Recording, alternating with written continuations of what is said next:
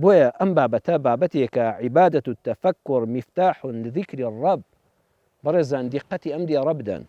عیبادەت التەفەکر مفتاح لذکر الرب. ئێمە پرۆگرامی کلیلمان هەیە، باسی کلیل دەکەین. پەرستشی بیرکردنەوە بە قوڵی ڕامان و وردبوونەوە لە دروستکراوەکانی خوا کلیلە بۆ یادی خوای پەروەردگار.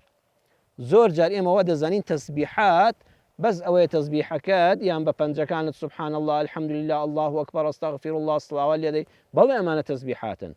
بەس تەسبیحاتی زۆر گەورە ئەوەیە کاکە گیان خوشکە باشەکەم برا شیرینەکەم دانیشە ورد بەوە زۆر جار ئەم عیبادەتە گەورەیەمان لە دەست داوە ئێمە لە جەنجاڵی ژیاندا، لە جەنجاڵی شارەکاندا، بەوەی کە بە زۆری لە سروش دابڕاوین خەریکە ئەو عیبادەتە گەورە لە دەست دەدەین.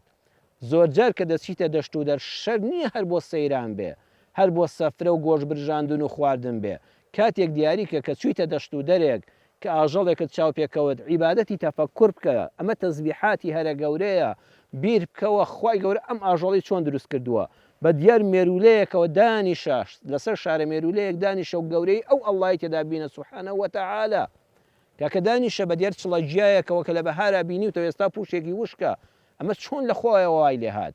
کاتێک کە باران دەبارێت لە مەوزمی ڕەحمەتی باراندا، خوا بارانی ڕەحمەتمان بۆ بارێنێ، دیقەت بدە عەزیزەکەم ئەم بارانە چۆن لەو ئاسمانەوە دڵۆپێکی بە دڵۆپێکی ناکەوێت.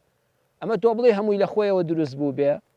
نەبەخوا خواد پەروەردگاری ئەرحەم الراحیمین دەفەرمێ عەقڵت بکەوە، دڵت بکەوە، تێڕامێنە، بمناسە، تەسبیحاتم بکە، بمپەرستە، بەرنامەی ژیانم لێ وەرگرە. جا بۆ خوای گەورە باسی ئەو چوارەی کرد، باسی حوشتر، باسی ئاسمان، باسی شاخەکان، باسی زەوی، چونکە مرۆڤی ئەو سەردەمەوە مرۆڤی ئێستاش هەر چاوورکاتەوە ئەوانەی لەبەردەمن. بەڵام ئەم کلیلی قورئانیە پێمان دەڵێ هەر کەسە بە عەقڵی خۆی قسەی لەگەڵ بکە. ئێستا ئێمە محازەرە بدەین بۆ کۆمەڵە پزیشکی بەڕێژ لە نەخۆشخانەیەکە هەر هەمویان پزیشک بن. پێویست ناکە تۆ باسی حوشتری بۆ بکەیت، چونکە ئەو لە ژیانیان حوشتری نەدیوە. ئەبێ سیمینارەکەت بابەتێکی زانستی بێ، ئەبێ بۆ پزیشکێک باسی DNA بکەی، باسی سایتۆپلازم بکەی، باسی خانەیەک بکەی کە خانەیەک بە چەندەها موجەلەد کتێب تا ئێستا زانستی پزیشکیش ناتوانێت تعریفی خانەیەکت بۆ بکە کە ئەم خانە وردە کە بە چاو نابیندرێ. ئەم 130 ملیار خانە لە ناولەشی ئەمەدا هەیە، خوای گەورە چۆنی ڕێخستووە. کەواتە زەرورە بۆ دکتۆرەکە بەم کلیلی عەقڵەی بکەیەوە، بڵێ معقولە ئەم خانانە ئاوا چوبنە پەنایەکەوە، ئاوا بمرن و بەبێ ئەوەی هەستی پێ بکەی لاشە نوێ بێتەوە جارێکی تر، نەبەخوا ناکرێ، هیچ عەقڵێک ئەمە قبوڵ ناکە. ئەی چۆن خۆت، ئەی چۆن ئەم گەردوونە بەبێ خالقێک کە ئەڵڵایە سوبحانەهو وەتەعالا تاکو تەنها بێ شەریکە دروست بووە.